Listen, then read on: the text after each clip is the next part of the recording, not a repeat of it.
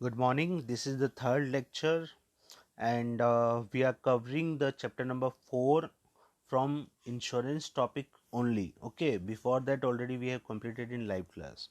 So now we are starting with the fire insurance life insurance और उसकी policies के बारे में हम ऑलरेडी कवर कर चुके हैं. सो हम बात करें फायर इंश्योरेंस. तो फायर इंश्योरेंस क्या होता है जनरली. आप फायर इंश्योरेंस हम लोग ले सकते हैं रिगार्डिंग आप घर के लिए भी फायर इंश्योरेंस करवा सकते हैं, गोडाउन बिजनेस के लिए भी फायर इंश्योरेंस करवा सकते हैं. जनरली जो होता है बिजनेसमैन सारे अपने बिजनेस की प्रोटेक्शन के लिए फायर इंश्योरेंस करवाते हैं. गोडाउंस में जो गुड्स रखे होते हैं उनके अगेंस्ट में फायर उस डैमेज से बचने के लिए फायर इंश्योरेंस करवाया जाता है. ओके. फायर इंश्योरेंस में भी प्रीमियम आपको पे आउट करना होता है. इसमें भी अलग अलग मोड्स होते हैं प्रीमियम पे करने के लिए, क्वार्टरली, मंथली या फिर हाफ ईयरली, ईयरली. इस टाइप का प्रीमियम आपको पे करना पड़ता है और जैसे ही पॉलिसी एंड होती है आपको अगेन उस पॉलिसी को री इशू करवाना होता है, तभी आपको क्लेम मिलता है. ठीक है. 1 साल का पीरियड होता है, तो 1 साल के अंदर आपको अगर वो इंसिडेंट होता है तो ठीक, नहीं होता है in that case policy null and void हो जाएगी. फिर से आपको एक नई पॉलिसी स्टार्ट करनी पड़ेगी. A claim for loss by fire must satisfy the two following conditions. Okay. There must be actual loss, कि actual loss होगा तभी आपको पेमेंट मिलेगा. और fire must be accidental, not intentionally. जो फायर होगी वो इंटेंशनली नहीं होनी चाहिए, एक्सीडेंटली फायर होना चाहिए, इन तभी आपको पेमेंट मिलता है. अदरवाइज इंटेंशनली अगर आपने आग लगा दी और बाद में इंश्योरेंस कंपनी को पता लगा कि जानबूझ के ऐसा किया गया, in that case insurance company is not liable to pay you any amount.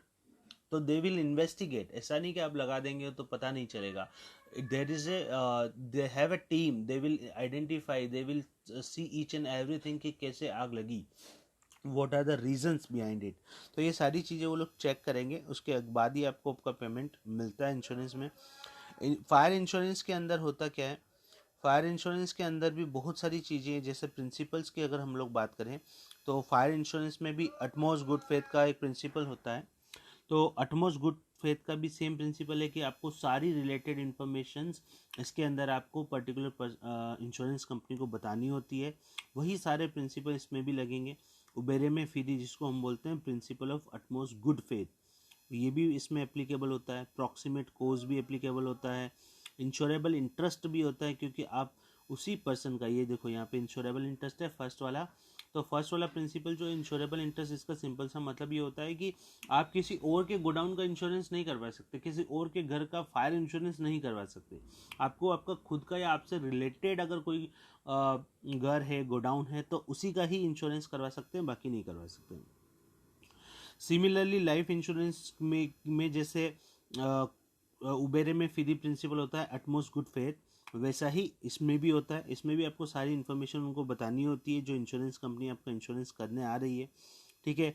इसके अलावा द प्रिंसिपल ऑफ इंडैमनिटी होता है इसके अंदर, कि एक्चुअल जितना लॉस हुआ उतना ही आपको इसके अंदर दिया जाएगा, है ना. तो प्रिंसिपल ऑफ इंडैमनिटी भी ये मैं बहुत अच्छे से एक्सप्लेन कर चुका हूँ. प्रिंसिपल ऑफ इंडैमनिटी और ये सारी चीज़ें पहले लाइव क्लास में आपको, इसलिए अभी मैं थोड़ा सा इसको शॉर्ट में पढ़ा रहा हूँ. ठीक है.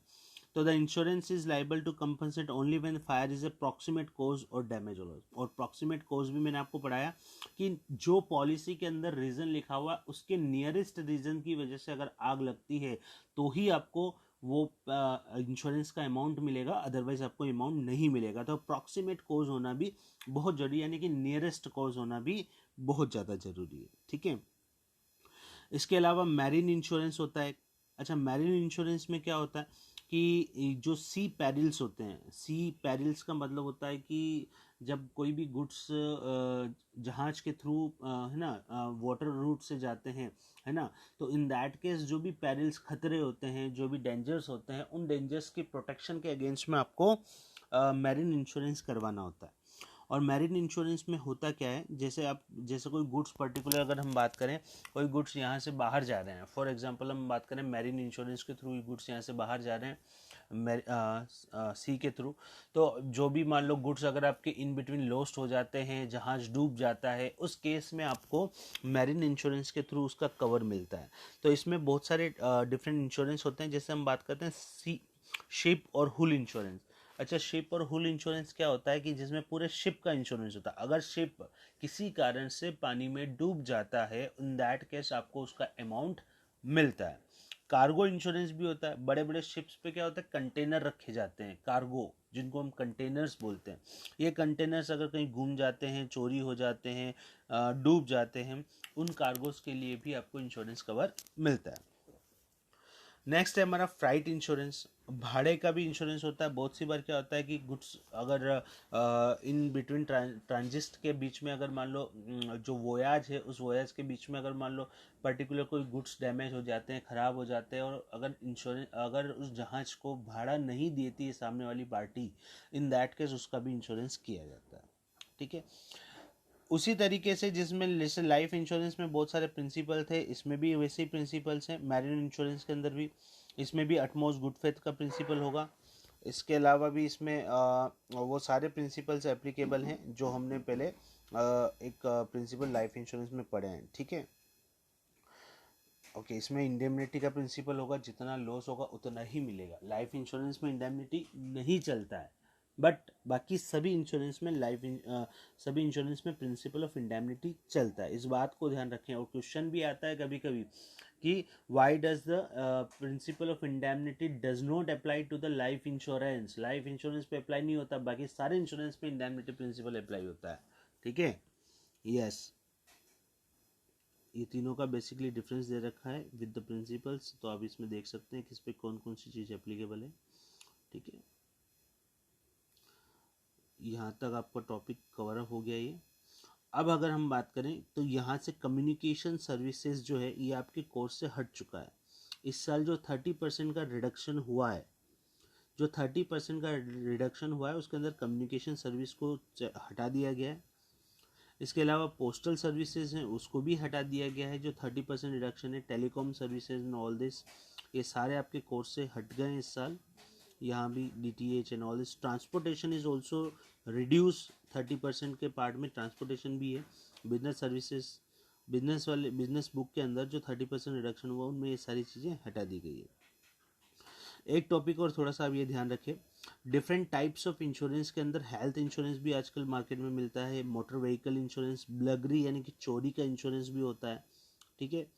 इसके अलावा कैटल इंश्योरेंस जो होता है ना, हमारे जितने भी कैटल्स होते हैं, जैसे जनरली आप देखो बफेलोज होती हैं, काऊ होती है, इन सब का भी हम लोग इंश्योरेंस करवा सकते हैं। ठीक है।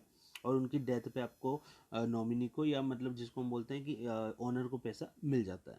क्रॉप इंश्योरेंस भी होती है। बहुत सी बार फसल जो होती है वो अगर किसी कारण से ख़राब हो जाती है, ज़्यादा बारिश की वजह से, कम बारिश की वजह से, तो इन सब की वजह से, ज़्यादा कोल्ड की वजह से जो गेहूँ ख़राब हो जाते हैं, इन सब के लिए भी इंश्योरेंस होता है। तो क्रॉप इंश्योरेंस भी हम लोग करवा सकते हैं। स्पोर्ट इंश्योरेंस भी होता है, जिसमें स्पोर्ट्स के अंदर इंजरी कुछ होती है तो उससे रिगार्डिंग आपको क्लेम मिल जाता है। अमर्त्य सेन शिक्षा योजना, इसमें गर्ल्स के लिए, चिल्ड्रन के लिए आप पॉलिसीज़ ले सकते हैं उनकी शिक्षा एजुकेशन के लिए। राजेश्वरी महिला कल्याण बीमा योजना, ये जो सिंपल हैं, this is basically for womens, है ना। तो ये पॉलिसीज़ भी इंश्योरेंस कंपनी आपको देती है। अच्छा, सोशल सिक्योरिटी स्कीम्स में अगर हम बात करें तो सोशल सिक्योरिटी स्कीम्स जो होती है वो क्या क्या होती है। जनरली सोशल सिक्योरिटी स्कीम्स की अगर मैं बात करूं तो जैसे पेंशन वाली जो मैंने एन्युटी प्लान्स आपको बताया था ना अभी थोड़ी देर पहले, तो वो जो एन्युटी प्लान्स है, उन एन्युटी प्लान्स में अलग अलग टाइप के अटल पेंशन योजना होती है, जिसमें 60 साल की एज मिलने के बाद आपको पेमेंट मिलता है। प्रधानमंत्री सुरक्षा बीमा योजना है, ठीक है, जिसका 12 रुपये का प्रीमियम आता है साल का, यानी कि 1 रुपये मंथली का प्रीमियम आता है और 2 लाख रुपए का एक्सीडेंटल बीमा हो जाता है। मतलब किसी कोई भी पर्सन, आजकल ये बैंक के थ्रू ओपन हो रहा है, सिर्फ आपको परमिशन देनी होती है और कोई डॉक्यूमेंट देने की जरूरत नहीं, बैंक वाले इजीली आपका ये बीमा कर देते हैं। 12 रुपये साल के लगेंगे। 12 रुपये साल में आपका क्या होगा कि इसमें सिर्फ 12 रुपये साल के कटेंगे और 2 लाख तक का एक्सीडेंटल बीमा इसके अंदर होता है। ठीक है। प्रधानमंत्री जनधन योजना के अंदर आप बिना जीरो बैलेंस पे आप अकाउंट ओपन करवा सकते हैं और उसके अंदर लाइफ इंश्योरेंस का कवर भी आपको मिलता है ना, अप टू 1 लाख रुपीज़। प्रधानमंत्री जीवन ज्योति बीमा होता है तो 350 रुपये पर मंथ होता है, 330 रुपीज़ पर मंथ होता है। इसमें 2 लाख रुपए का इंश्योरेंस आपको मिलता है। ठीक है। वेयर हाउसिंग वाला जो टॉपिक है ये आपके कोर्स से निकल चुका है, इस साल आपको वेयर हाउसिंग नहीं पढ़ना है। बट फिर भी मैं थोड़ा सा बता देता हूँ कि वेयर हाउसिंग जो होते हैं बहुत सारे प्राइवेट वेयर हाउसेज होते हैं जहाँ पे आप गुड्स रख सकते हैं। इसके अलावा जब पब्लिक वेयर हाउसेज होते हैं जहाँ पे सारे लोग, कोई भी पर्सन जाके अपने गुड्स को रखवा सकता है और बदले में कुछ चार्ज पे करना पड़ता है। बॉन्डेड वेयर हाउसेज वो वेयर हाउसेज होते हैं जब भी अगर आप फॉरेन से कोई गुड्स मंगवाते हैं तो सबसे पहले वो पोर्ट पे उतरते हैं या फिर एयरपोर्ट्स पे उतरते हैं। तो पोर्ट या एयरपोर्ट पे बॉन्डेड वेयर हाउसेज होते हैं जहाँ से शिप से या प्लेन से जो गुड्स होते हैं उनको निकाल के सीधा बॉन्डेड वेयर हाउस में शिफ्ट किया जाता है और उसके बाद वो आपको वहाँ से बॉन्डेड वेयर हाउसेस में सारे पेमेंट क्लियर करने के बाद बॉन्डेड वेयर हाउस से आपको गुड्स मिलता है। गवर्नमेंट वेयर हाउस में जहाँ सिर्फ गवर्नमेंट अपने गुड्स को रखती है। कोऑपरेटिव वेयर हाउस में जहाँ 10 लोग मिलकर कोऑपरेटिव सोसाइटी बना के वेयर हाउस स्टार्ट कर सकते हैं। तो ये अभी आपके कोर्स में है ही नहीं, इस साल आपके कोर्स में ये चीज़ें नहीं है, ठीक है। तो हम लोग इसको ज़्यादा डिटेल में कुछ पढ़ नहीं रहे, it is basically only for your knowledge, सिर्फ ये आपके नॉलेज के लिए हम बता रहे हैं, ठीक है।